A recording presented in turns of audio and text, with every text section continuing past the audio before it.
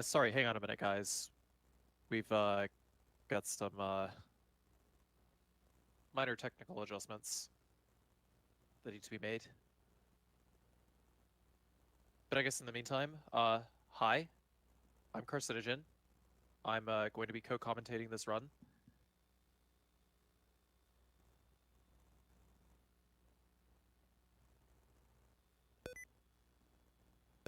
I'm playing Dino Crisis, and the runner is JulianRx.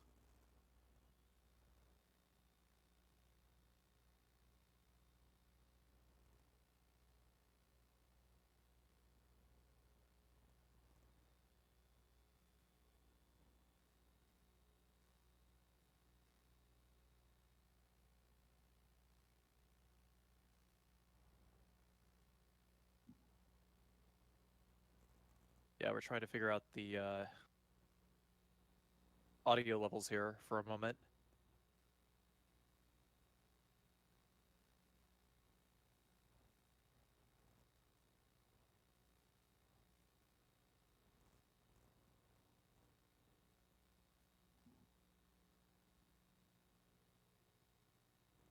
Sorry, if you'll just give us a minute.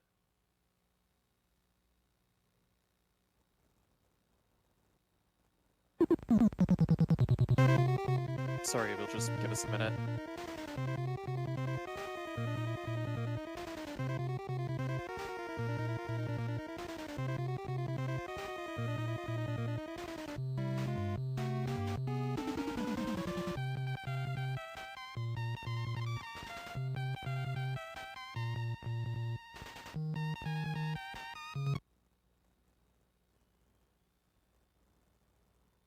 Okay, all right.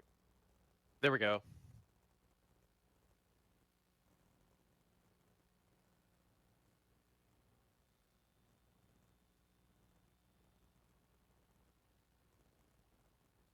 I believe we are go.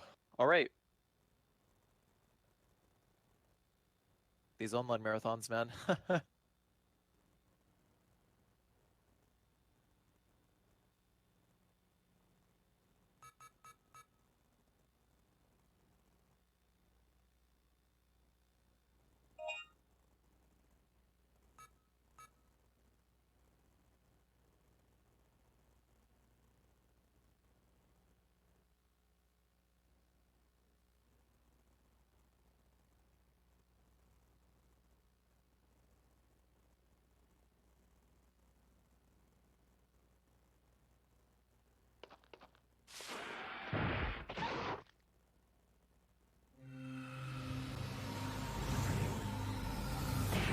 I need to turn your mic back on in OBS, though.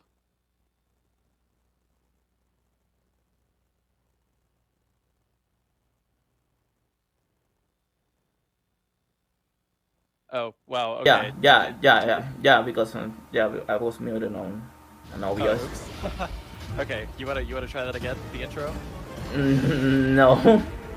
Okay, alright. So, hi. Hi. Once again, hi. This is Dino Crisis 2. The runner is JulianRx. Hi everyone. Hope you're doing well, pretty well. Sorry about the inconvenience about my PC. But okay. So this is gonna start because there's not much time and we had some audio issues, but there we are. Okay. Yep. So I'm gonna do the countdown. 3, 2, 1, go.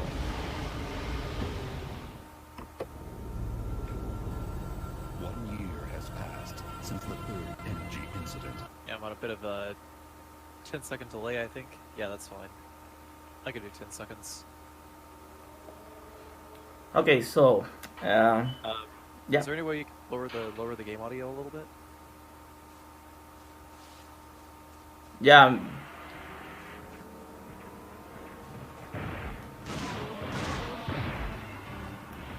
Probably my games.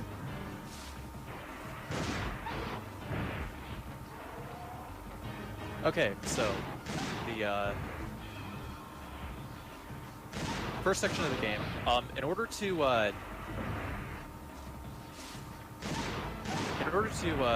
be able to proceed with the game, you have to start by farming some points. You need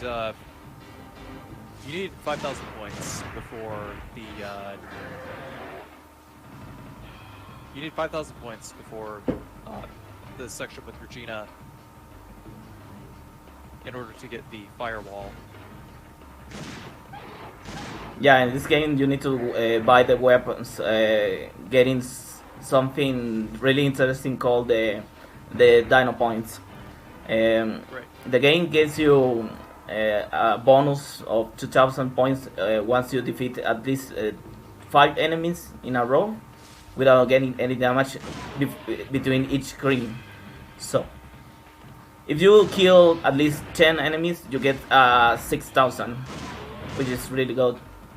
So, in order to get the firewall, which is the first weapon that I need to grab, I had to make at least 70,000 if I remember correctly. But yeah. Yeah, this game is faster than the actual Dino Crisis 1, which was played by Starwing. So in this game I can cancel the cutscenes. Oh, this game was released in 9,099. I can't play the PC version because the PC version of the game was released in 2006, so doesn't qualify for this marathon. Sadly, of course, the PC version of this game is faster because. No, I think the PC version would qualify just fine. Okay. But yeah, I mean, you know, it's actually kind of tough to get the PC version of Dino Crisis 2 running. I won't get into details. But anywho's, yeah, the way the dinosaurs work in this game, like Dino Crisis 2 as opposed to Dino Crisis 1 is very much an action game.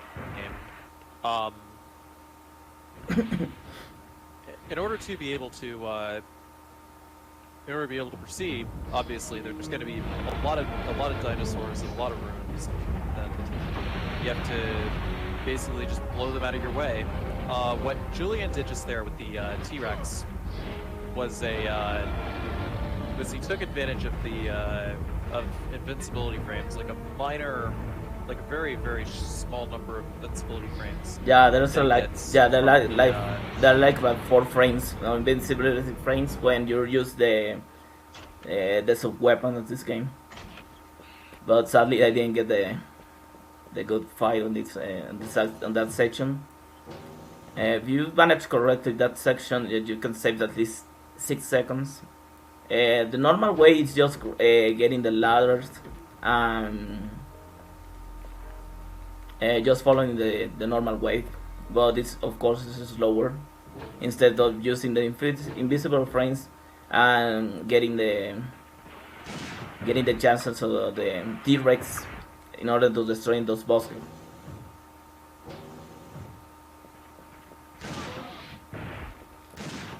That was not really good. Okay, I'm gonna be using a new route that I was developing for around 2 years, but never had the chance for putting it into my speedrunning projects because this route, of course, has more RNG and it's kind of dangerous at the end. Okay, one of the good interesting thing that we're gonna find in this game is I can control 2 characters in this game. So right now I finished with Dylan and I'm gonna be using Regina. Maybe you know her from Dino Crisis 1. Regina has of course different weapons than Dylan, and of course she will have another weapons into the shop.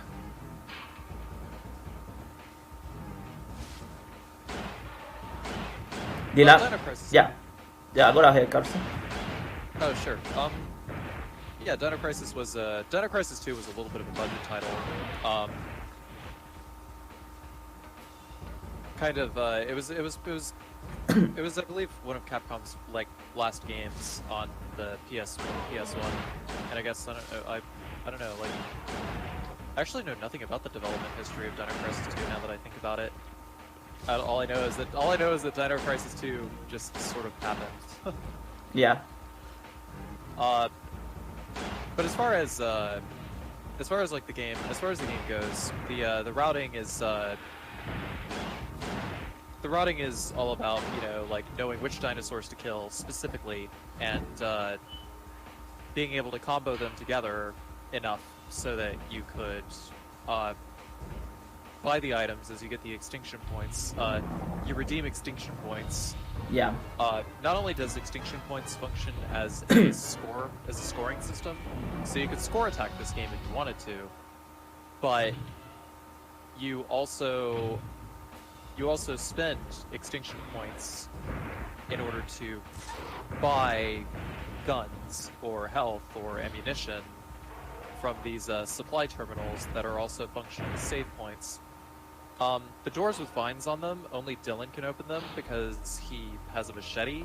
But Regina has a stun baton though, so Regina is able to open the doors that have like little red lights on them. Like, just, if you see like a panel with like a red light on it, just use Regina's stun gun and you're able to open it. So we've apprehended this girl, and then we're going to the terminal over here to get the firewall. We need the firewall in order to burn some plants coming up. Yeah, the funny fact of this game is this game obligates you buying weapons in order to cross some parts which are really impossible without using those weapons. The plant section that Carson is telling you, if I don't have the firewall, there's no way I can cross those plants because they can kill me in 2 hits, which is really annoying in this game. Yeah. Well, you don't have to kill like every plant. Yeah. But there are some plants that you absolutely have to kill because there's no way to just straight up run around them. Yeah, that's correct. But it's only like 2 plants, I believe, that you actually do have to shoot. But anyway, the firewall, what it does is it literally creates a wall of flames directly in front of Regina, coupled with a quick little backstep that she does. So you can use it to like sort of deal with large groups of dinosaurs, or just, you know, use it to burn down some of these plants as a cheaper alternative to the flamethrower. You know, flame weapons are otherwise useless in the game, so you can see that even though Julian just ran past some of these plants, they didn't actually like proc. They didn't actually like hit him. So that was a scare. That was a risky line. Yeah, it actually is quite a risky line. Yeah. There's like, if you shoot the firewall in a specific place, you can kill those plants without using 2 hits. Okay. Right. It's like a very specific angle. Yeah. that he has to stand in order to be able to take out more than one plant. So, you know, as long as, you know, it's kind of like just a little bit in front of Regina, but to either side.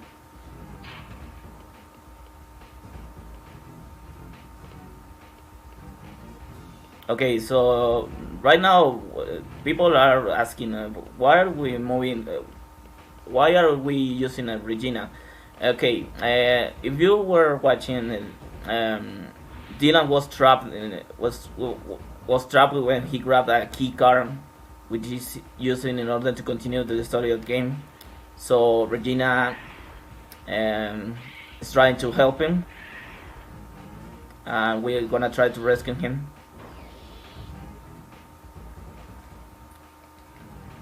Now we have the key that Dylan using for grabbing the key card, and we need to get the correct key in order to release Dylan, who is trapped in that place. So at the beginning of the game when I was learning, which was fun, I didn't know why the color was the blue one, and the key and the answer was in the panel, which was funny. The panel of the Dylan with his trap is blue color. I had to do this one. Yeah, that was bad, but I'll take it. Okay, I'll grab this one.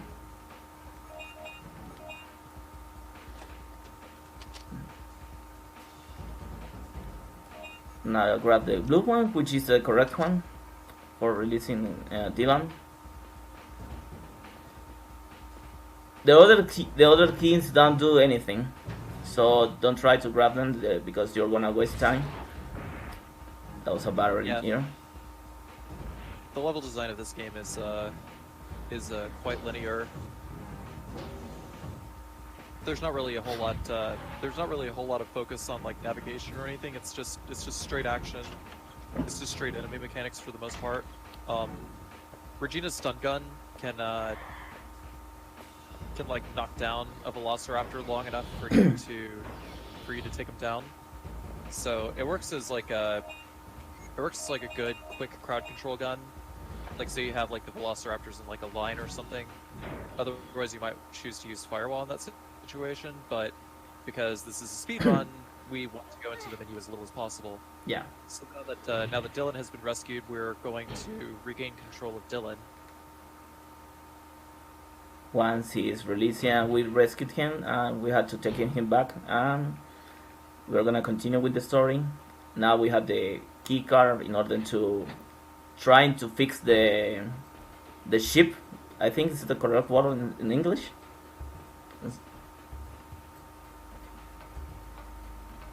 Well, it's the third energy generator on the yeah. ship. Oh yeah. But also the startup. Well, the third energy generator is what they used to teleport back in time on the boat. But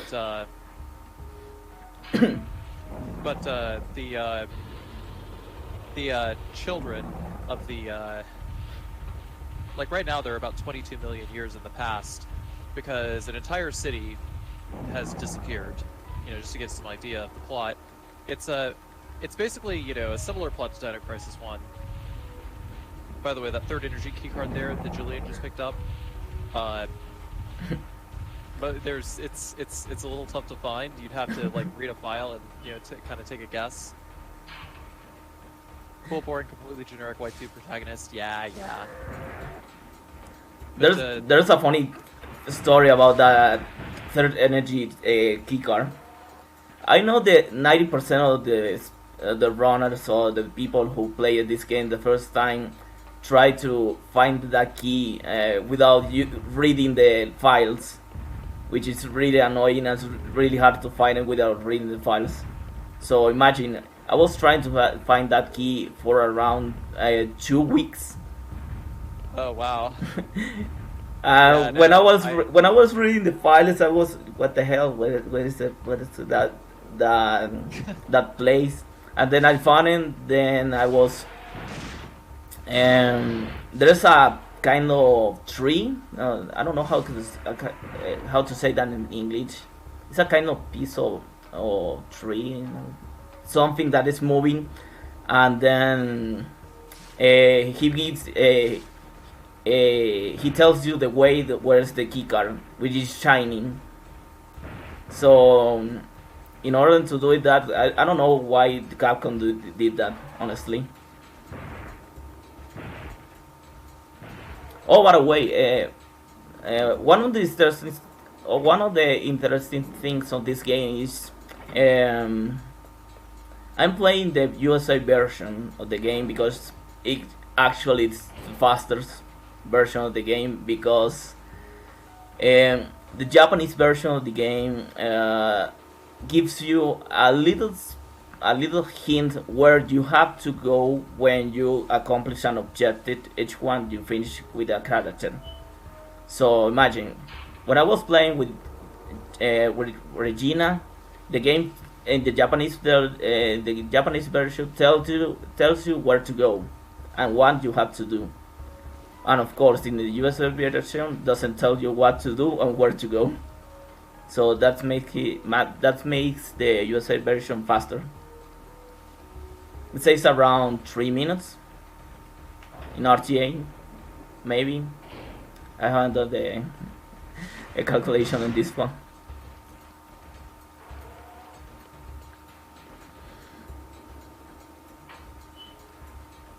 Okay, so right now we are in the same place. It was Regina. Okay, this one is called the Plesiosaurus. We're gonna find a lot of those guys later. But I think those are not the worst enemies of the game, at least for me. Now we're gonna meet them. So we're gonna do the machete in this area.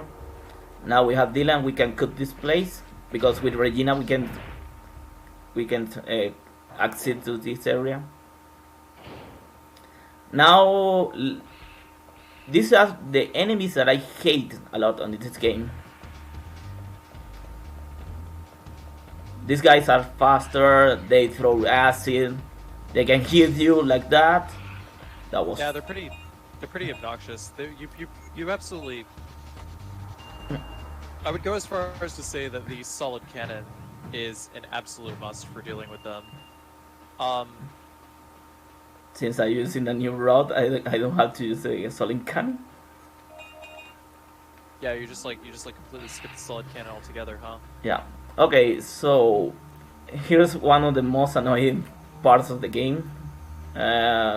In the world of Dino Crisis, we call this little guy Compy. I don't know if you know the story of this guy, Carsey, because I've known his name from when I started speedrunning, but that's from Dead Hunter, World DNC. I don't know why the name of that guy. Oh, Compy? Yeah. It's because in Jurassic Park they shorten Compsognathus, which is what the dinosaur is actually called. Oh. Compy. Oh, that's why. Yeah, it's a Jurassic Park reference. At the beginning, we thought that this little guy was totally RNG, but yeah, he just follows very specific paths. I mean, like it's partial RNG, I think, because he spawns in like he just sort of spawns in like different places throughout the room here, but the path that you can actually like run in particular paths in order to manipulate where he will go. So with a little bit of practice, you can actually get him to go wherever you want. It's just not going to be the same. It's just not going to, be like the same every time.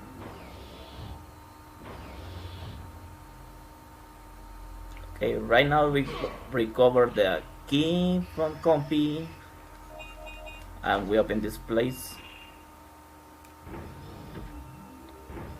We're ready for continue. So right now I have the battery for the, and now we have to go back to the ship. Okay, nice. This is not good. Okay, never mind. Also a decent third energy section. I need to get some section points because I don't have enough for. That was good. Okay, about the story of this game, I don't know if you can tell us something about Carsey. Oh, that was close. Oh, the story about the game. Yeah, well, so you're in Edward City, which is also attached to a government third energy research facility. And basically what had happened was there was another accident similar to in Dino Crisis 1, except the government facility and the city adjacent to it were basically teleported into the exact same area 22 million years into the past. So what happens next is TRAT, which is the paramilitary organization that Dylan is a part of, is transported in through like basically third energy equipped like vehicles, boats and stuff of their own, and except they're like 3 years off, or they're like 20 years off of where they actually need to be. So at this point they're trying to investigate the place, try to find survivors, and try to get out.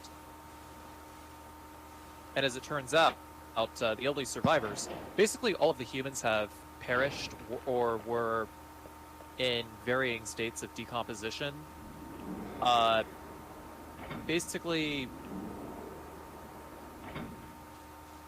the only survivors left, the only human survivors left, are cloned humans, basically. And pretty much the entire plot of the game just revolves around not only trying to get back to your own time, but also trying to figure out the identity of these cloned humans. Yeah. Okay, now that we have the battery, there's no any issue. Now I have to try to dodge all the enemies, all the velociraptors. The plot is very, very vague, though, for the most part. Yeah, I think the plant section for me is the most dangerous part of the game, because it can kill you in 2 hits. After I'm done with that section, there's no way I'm not gonna die. Oh, if you like this game, there are some medic packs that gives you a kind of 1 life. I don't know if in Dino Crisis 1 it's the same system. Oh, that was close.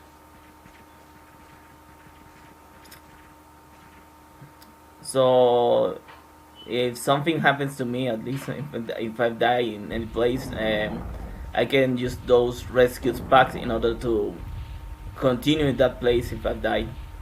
And I think the in-game time of the game is affected if you died at least around. It gives you a penalty of 40 seconds.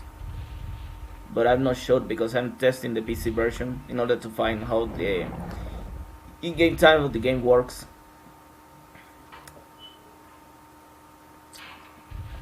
So yeah, Spanish speedrunner. Well, from Colombia, for being more exactly.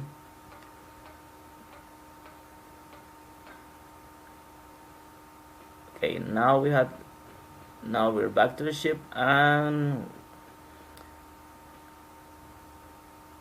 we're gonna be playing one of the most interesting things that were incorporated in this game.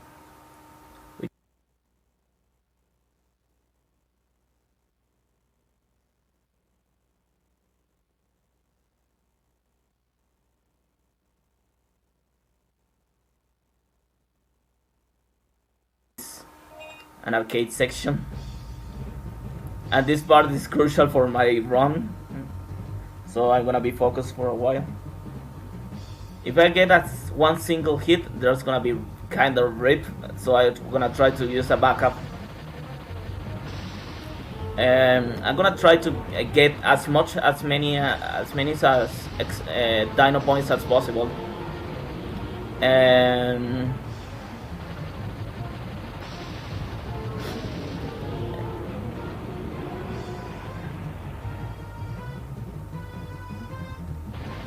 So yeah.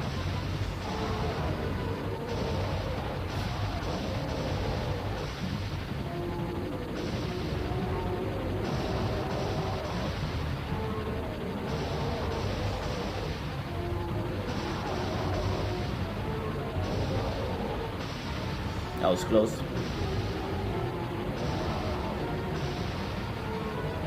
So you absolutely need the points for these Loch Ness monsters, basically, right? Yeah, if I get enough damage in this section, I'm gonna duplicate my points. So instead of getting 30k, I'm gonna get at least 60, which is gonna be enough for buying the 2 weapons that I'm gonna need for the rest of the run.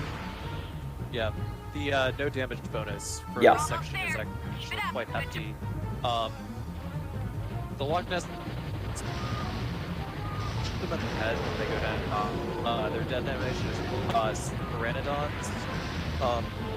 It looks like they stay in the air for a little while longer than they actually do. But when you shoot them, they fall into the water afterwards. But as long, you know, it might be possible to get like a full combo in the area. I'm not sure I've ever actually seen it, but given that the enemies all spawn in exactly the same way every time, you can predict, you know, the pattern. Nice. Okay, so the run is alive. Well, hang around the arcade much? if I get one single hit in that place, that's gonna be mostly rip on my run. Well, I get that 16. Now I have enough points for finishing this run, but I'm not gonna use it until the time comes up.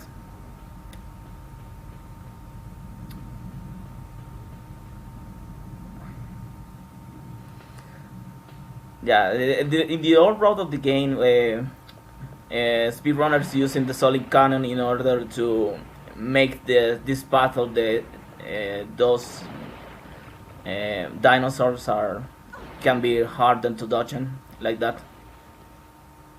So my route only used 2 weapons. One is called the Change Mine. We are gonna be watching that weapon later, and the other one is called the anti-tank cannon, which is like it's a kind of rifle. Wow, that was close. Nice. Why are we killing the vegetarian dinos? Pretty sure they were just chilling in the corner without bothering anyone. Sir, those are not vegetarian dinos. They are not. I assure you, those, you know, they have long necks. They are not herbivores. They will literally bite your head off.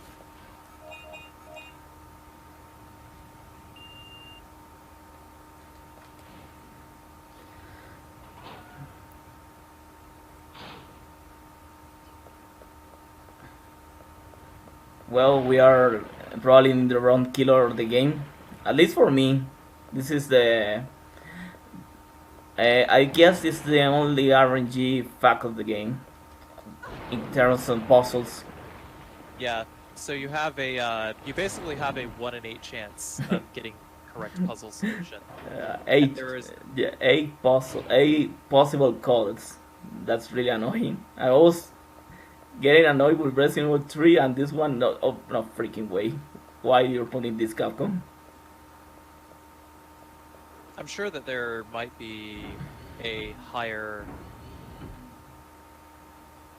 number of occurrences of each puzzle than others, but generally it's gonna be a 1 in 8 chance. That was close. Oof. Okay, here's a good part. Please pray for a good RNG in this place. Okay, the first one. So you're actually not gonna brute force the code. You're gonna actually like get the code. Oh no, you still need the mechanics ID card. Never mind. My bad.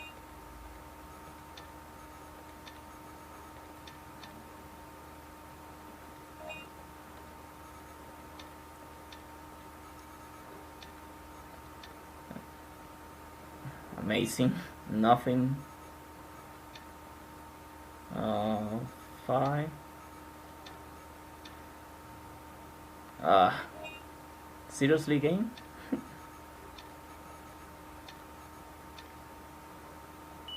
Wow. 5th try. From 8 possibilities. This is why speedrunners of this game hate this game. Speedrunners of Dino Crisis 2 hate this game. Each time that you try a puzzle, a code, you lose around 5 to 7 seconds trying to finding the correct code.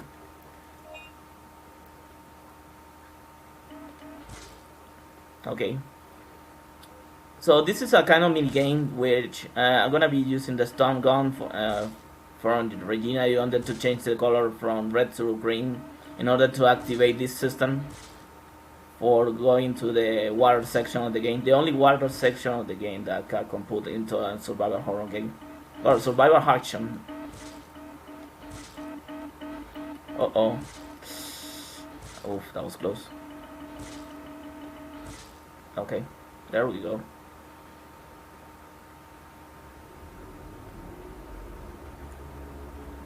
So we're gonna grab the suit, and we are going underwater.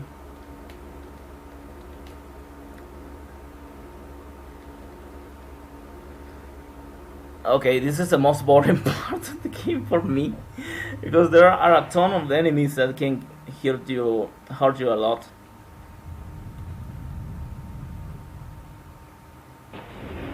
Oh, that was close. The good thing is now my weapons are totally unlimited in this section, so I don't have to worry about if I don't have enough ammo for killing somebody. And Regina has the ability for jumping. Now she has the diving suit.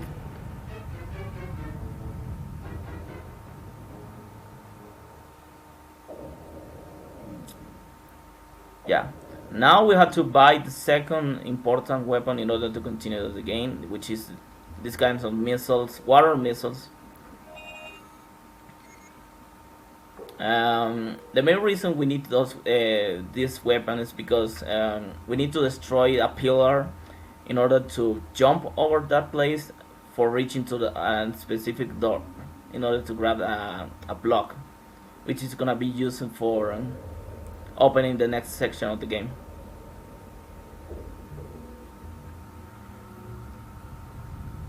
Okay, so in this section of this water section, we are gonna find just two kind of enemies.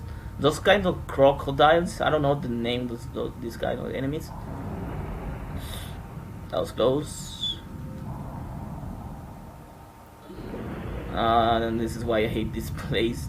Those enemies are fast, really fast, and really hard to dodge them.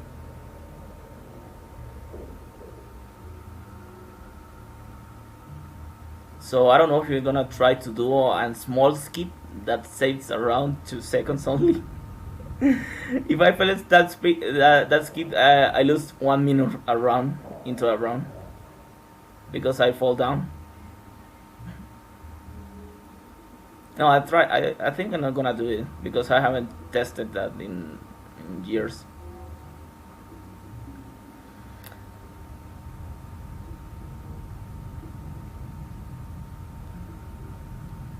There's nobody here. Oh, there we go. Nice. Usually that enemy doesn't hit you if you jump correctly. And in this place, for a random reason, sometimes they don't hit you. But I got a bad luck and he hit me. Okay. That was unexpected. That was a problem of the Regina's auto-aim. That was my fault.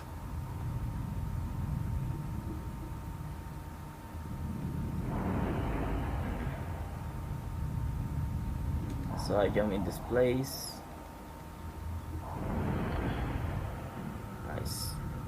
again. Don't hit me. Don't hit me. Amazing.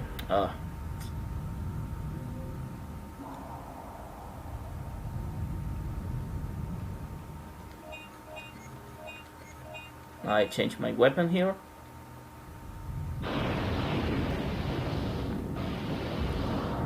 And this is a pillar. This is a pillar that I used the missiles. And now I can reach that door. Easy peasy.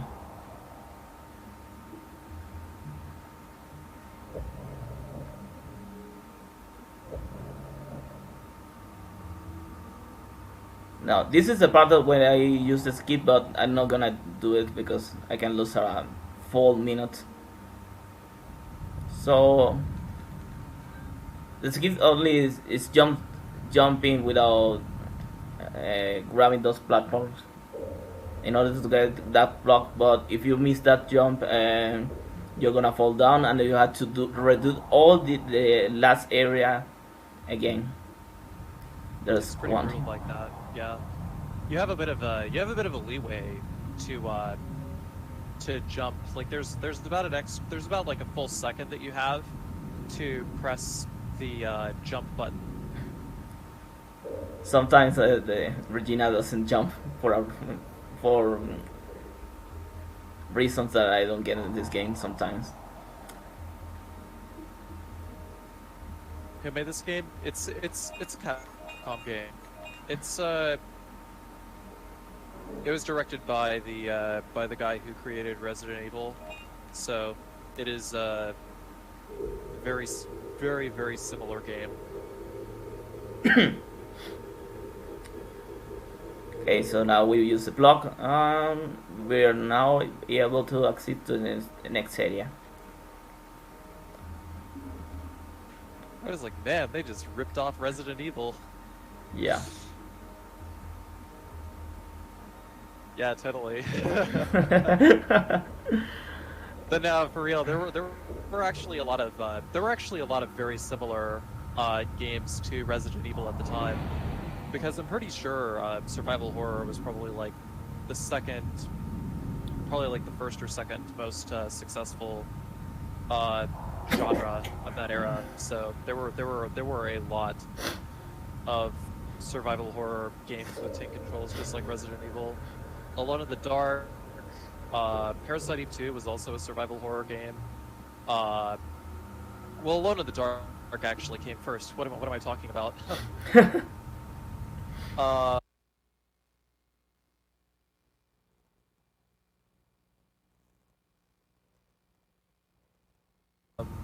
What are some others? Dino Hazard. Yeah, like there were plenty of like knockoffs, like Countdown Vampires or Galarians. There was a game on Sega Saturn that Sega made in response to Resident Evil, because Resident Evil was out on PlayStation at the time, called Deep Oh Fear. my god, that's not good. I knew it. My feed hasn't caught up yet. What happened? I'm just bleeding. I'm gonna use my hemostat and my Medipack S. That attack is really weird when those enemies do that.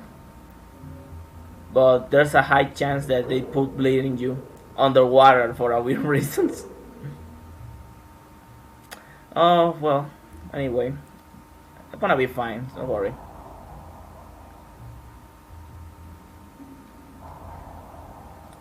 Okay, now I'm gonna grab this key card in order to access to the city.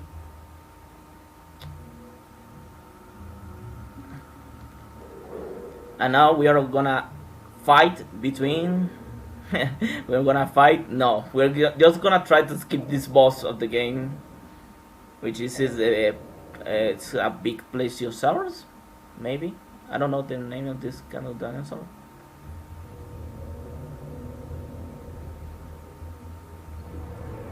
So This guy can be defeated easily with the missiles, but I don't need to defeat him in order to continue the game. So I'm gonna try to just skip this fight. Yeah, you can just use the aqua grenade to break the glass panes at the very end of the room. If you know how to avoid the Plesiosaurus.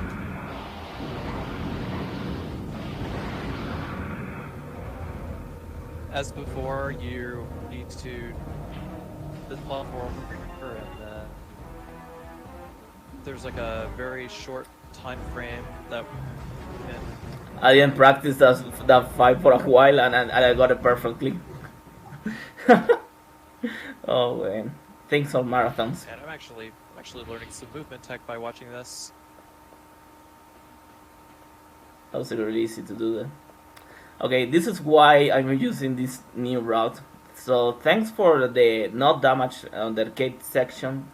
I'm gonna be able to buy the only 2 weapons that I'm gonna be using into the game. So I'm gonna buy the change mine, which are gonna allow me to destroy some rocks in order to enter to an arcade section, and the anti-tank rifle, which is probably my favorite weapon of the game. Yeah, the anti-tank rifle is just... It's like the shotgun just kind of bowls over velociraptors, but it's like the anti-tank rifle just like blows them into little giblets, and it's pretty great. But I'd say like the anti-tank rifle is like you only really start to use the anti-tank rifle during like one escort mission later in the game.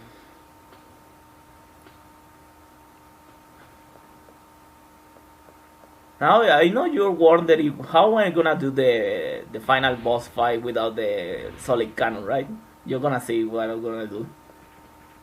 Well, that's a good question. How are you going to do it without the solid cannon? Because like I've tried playing around with that boss a few times, but it's like it seems the only way to like really it seems like the only way to really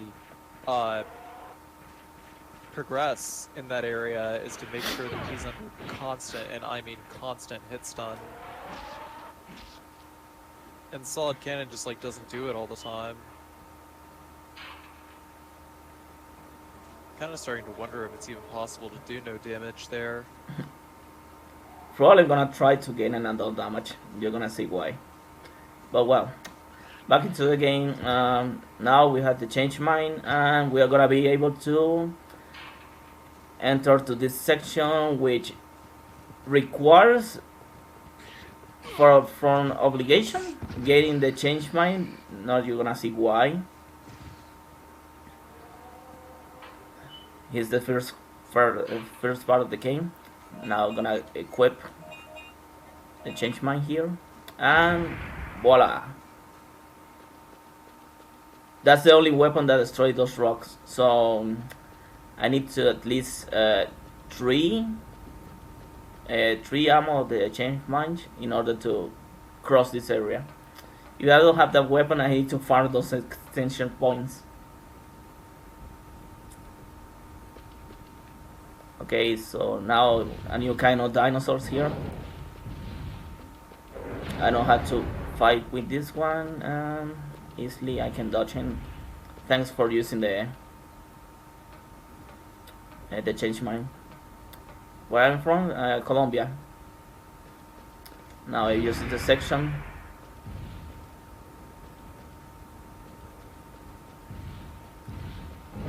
When I was practicing, I didn't know you could throw those enemies in this lava section. That was really fun. I have a clip on my Twitch channel, which I got it when I was practicing online.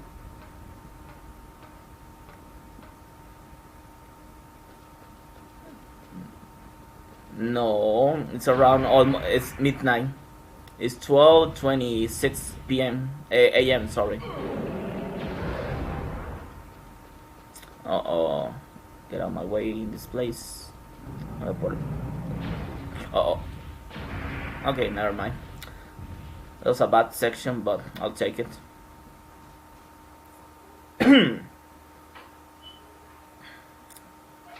So yeah, now we're gonna be in another mini game which are gonna be using a kind of teamwork between Regina and Dylan.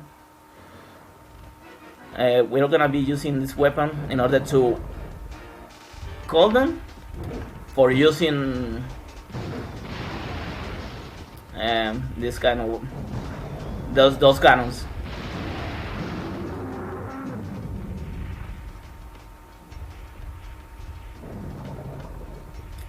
This is probably the best way to see why we're the speedrunners. We use the sub weapon in order to get invisible frames.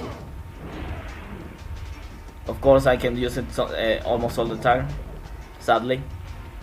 And the invisible frames that I get when I'm using the weapon of this game are really small. It's still a pretty funny weapon though. Because it's just like... It's a bullet signal? Oh, that was close.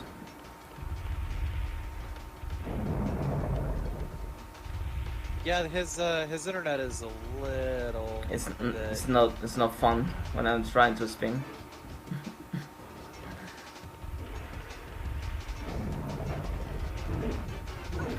Oh no.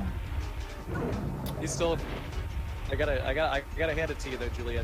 You're still a trooper for streaming on this internet connection.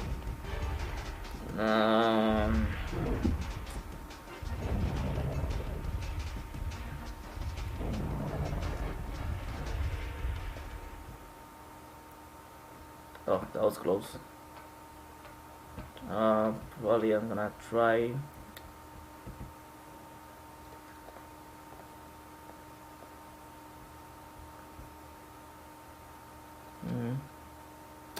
Right there. You should be okay, right? Okay, now this is the last section, arcade section of the game. I'm gonna try to kill those Triceratops.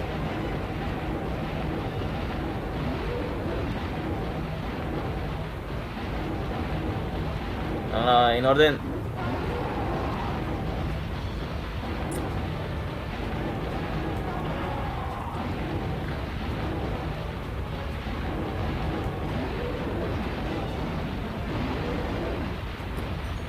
There's a fun way in this part. If you see, there's a counter bonus point that you get, and if you get that point 1105, the Triceratops for a weird reason gets more damage, so he can die faster. Yeah, it basically means that you have that you got a critical hit.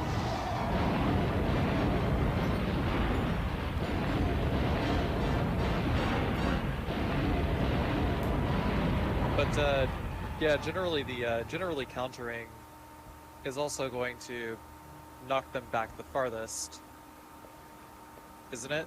Yeah. You get 4 different kinds of counters. So the best one is when you get a higher number from 1,200 200 extension Dino points. So if you see that, that means the Triceratops get a great critical hit, so he's gonna die faster. That was on a task, and I thought it was a totally lie.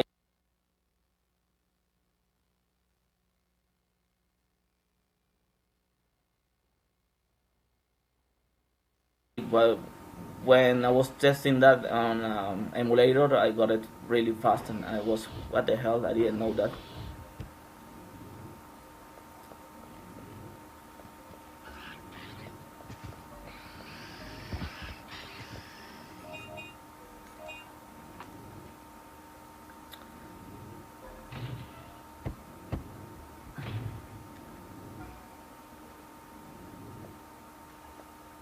Draw distance on the PSX. Yeah.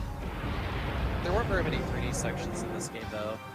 I found it quite interesting that they decided to go with pre-rendered as opposed to full 3D like the previous Dino Crisis. But I feel like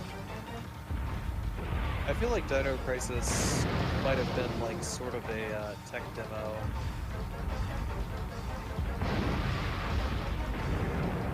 Like I feel like it might have been sort of a tech demo for Veronica. And the second Dino Crisis, I guess due to like the variety in locations, the variety in levels, making full 3D environments for everything might not have been quite as feasible.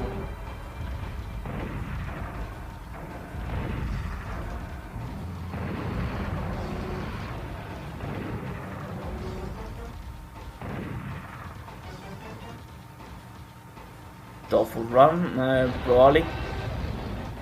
I don't know if I can do that tofu run on them.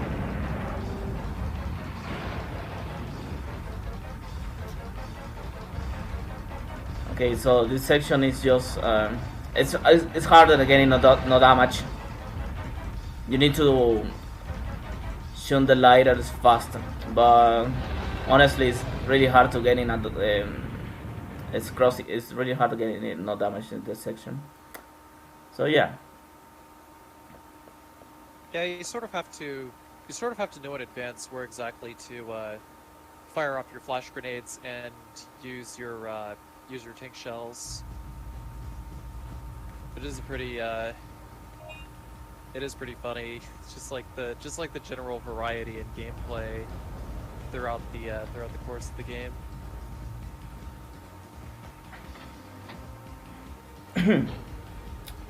Well, now we have the mask. We're gonna be able to access to one of my favorite area of the game. So we're gonna reach to the missile silo. We're gonna meet the final boss of the game. We had to fight with Regina and Dylan. Big spoiler.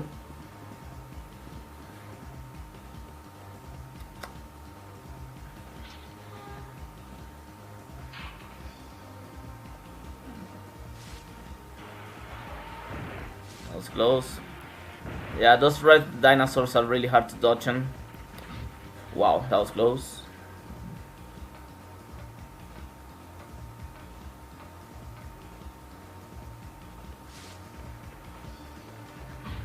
Yeah, they're really fast and they are really resistant and they do a lot of damage.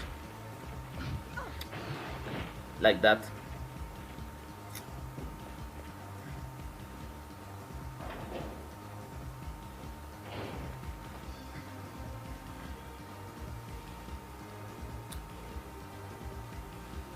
Now we cross here and we go down.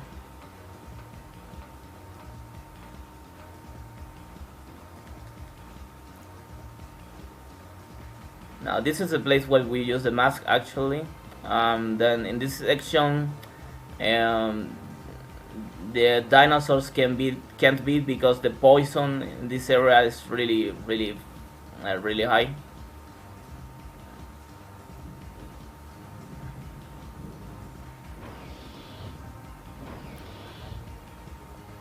So yeah.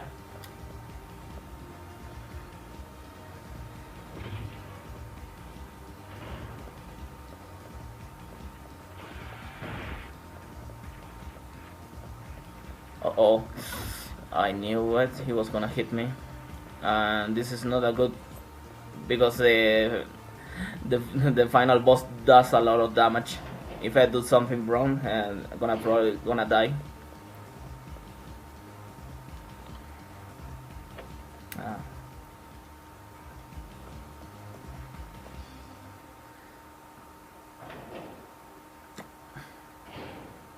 Well, back to the ship, maybe,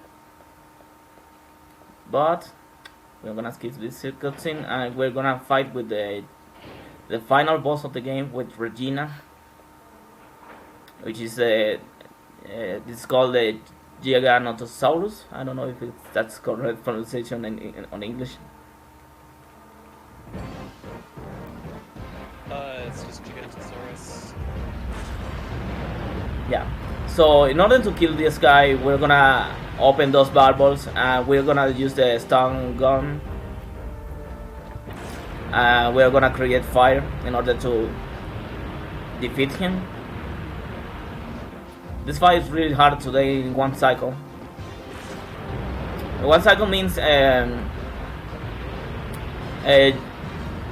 have to activate those bubbles. You have to wait like that, and he hit me, and I'm not gonna get those extension points from no damage.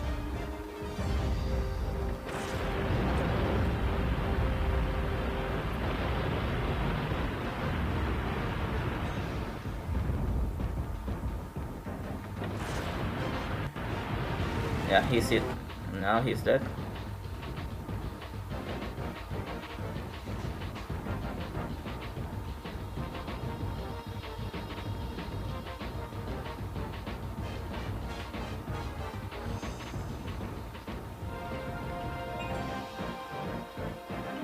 But the fight is not over. We have to play this minigame again in order to reach to the missile, in order to deactivate, because, well, at least there's a lot of time.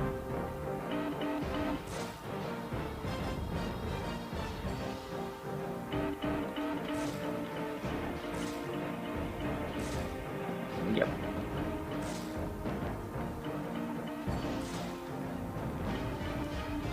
Nice. Here. Now here. Here. And this one. There we go.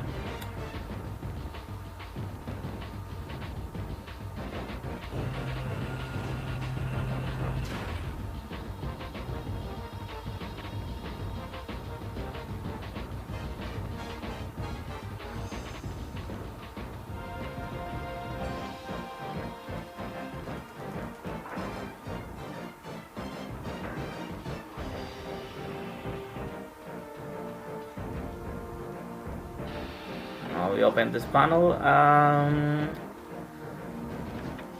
Missile has been stopped. Now we can back to the ship. Maybe, maybe not. Well, this guy is not. Oh, it's not that dumb. Well, at least we decrease his HP. Maybe, maybe not. But well, now we have to escape this section because this part is gonna explode. Of course, there is no timer.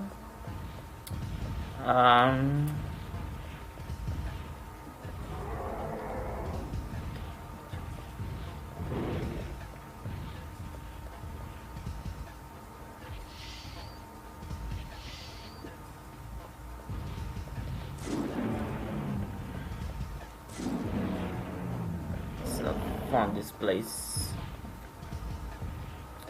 Okay, now we have to say goodbye to Regina because this is the last door that we open with her. And after this point, we're gonna be using Dylan until the end of the game, which is really close. Now in this mini game, we have to save this guy.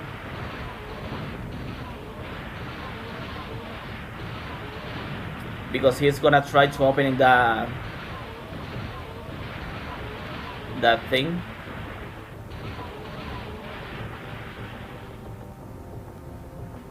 There's no problem if he gets hit. I can get no damage, but at least I have the weapons I'm gonna be using till the end of the game.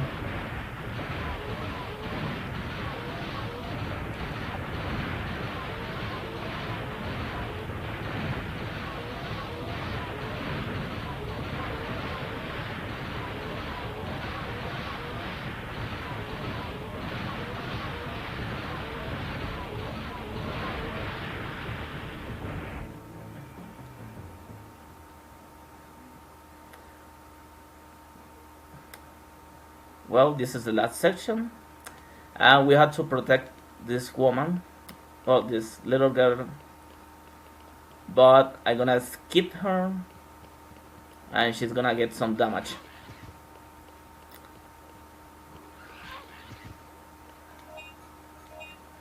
Now I'm gonna use the anti-tag.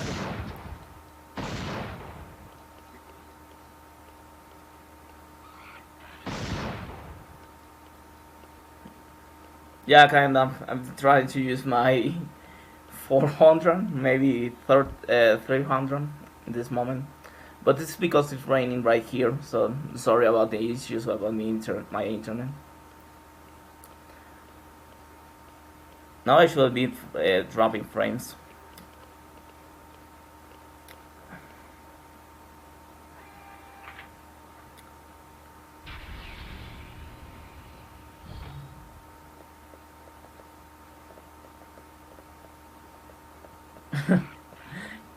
Yeah.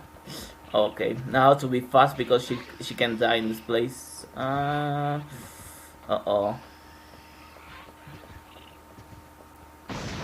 Oof. Well, that was close.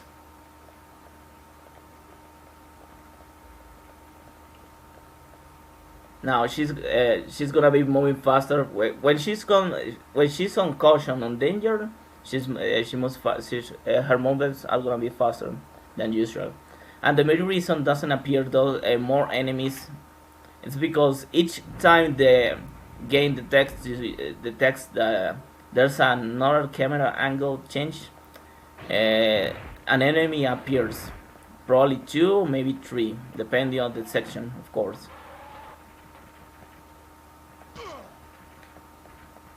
This section is impossible getting no damage. In order to activate those lasers, you need to cross that section. And for a funny fact, Capcom didn't patch that thing, and it detects that if you get hit by those lasers, the game gives you like if you get a hit. So there's no way you can get enough damage in this place. So now I had to activate those things. Oh, now I deactivate this one.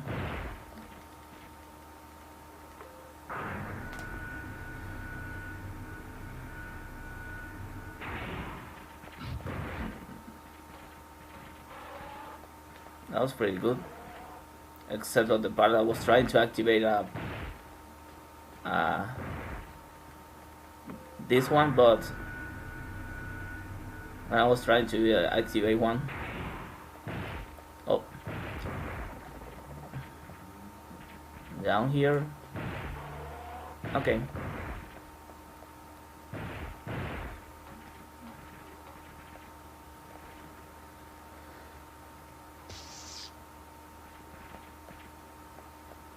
Okay, we are almost at the end of the game. Now we have to fight with the final boss, which is a Giganotosaurus again, but this time we're gonna try to kill him with Dino. Oh, this movement is just the middle.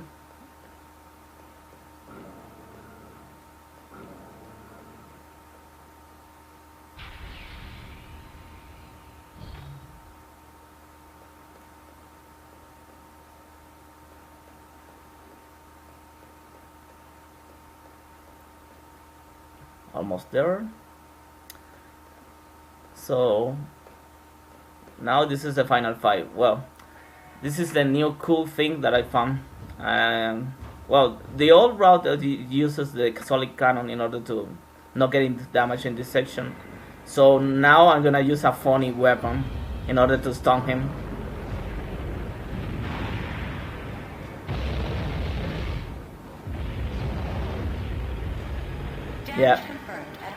Yeah, I used the machete. Immediate shutdown. Funny if I could just stun him with the machete faster.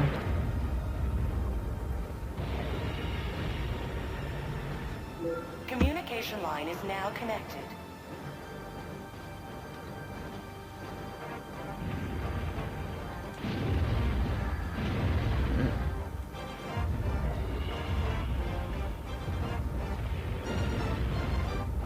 enters the final section of the game. Yeah. Oh my god. No. He's gonna hit me. This is not gonna be a lot damage. Target is set. Yeah. Now he's gonna try to hit me a lot of time. Okay, never mind. Just 2 hits. That's pretty weird. Not bad.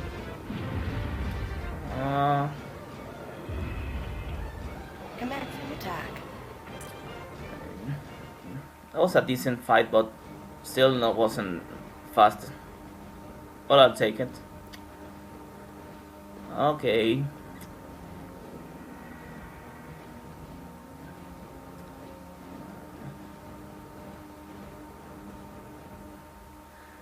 And that was it.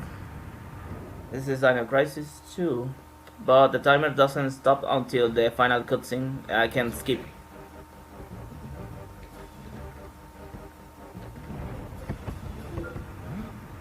Regina. Are you alright? Yeah, we don't have much time left. Let's use this gate and get out of here. Whoa.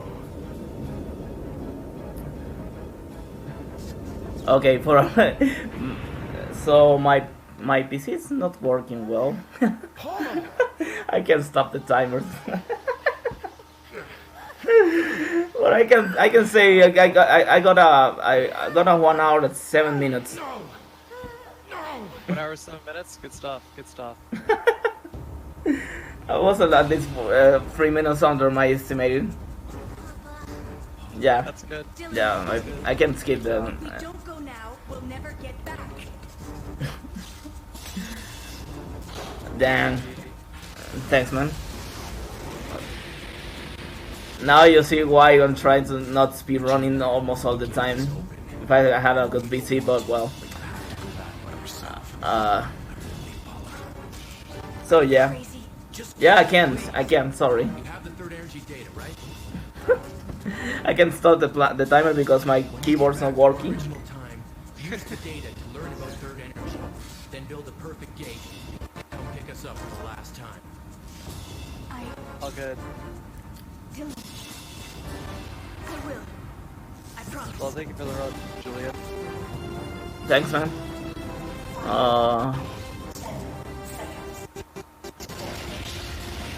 Don't forget, you still own me. And then after this section, you can play Dino Crisis 3. No, don't play that game, please. Never. Unless you want. Yeah, stay away from Dino Crisis 3, honestly. Stay away from yeah, stay away from there. The dumpster fire. Alright, well. It's probably the time to need to go to bed. Thank you, Julian. And up next is Final Fantasy IV. Yeah, the next one is gonna be Final Fantasy 4.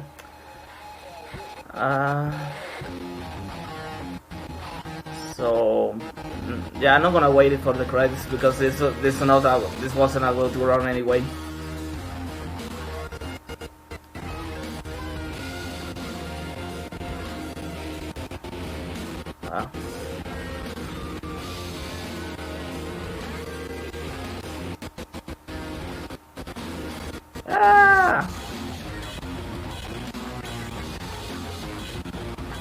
No, it's my net's not working and my PC is not doing well with an emulator.